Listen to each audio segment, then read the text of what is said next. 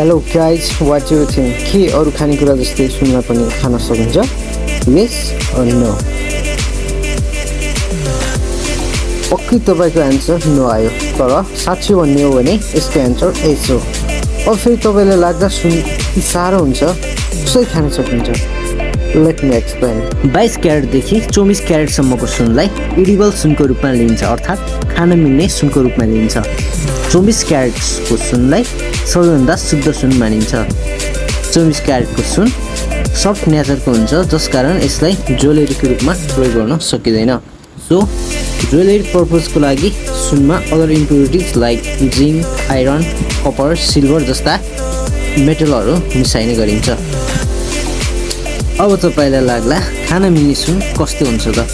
खान मिल्ने सुन 24 क्यारेटको हुन्छ र यसलाई पेलेर पातलो सिटमा चिन्ड गरिन्छ, जसको थिकनेस अथवा मोटाइ 0.5 माइक्रोन एभरेजमा हुने गर्दछ।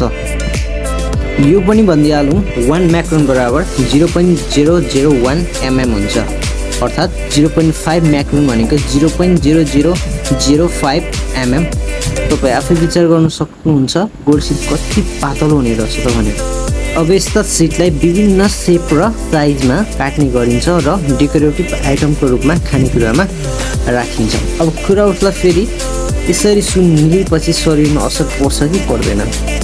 यसले शरीरमा कुनै प्रकारको असर पार्दैन, किनकि सुन रासायनिक रूपमा निष्क्रिय हुन्छ, अर्थात् यसले स्टोमक एसिड र प्यानक्रियास जुससँग कुनै प्रभावकारी रिएक्सन गर्दैन, जसकारण एज अ वेस्ट यो बाहिर निस्किन्छ। सुन पेरियोडिक टेबलमा 79 नम्बरको इलिमेन्ट अन्तर्गत पर्दछ।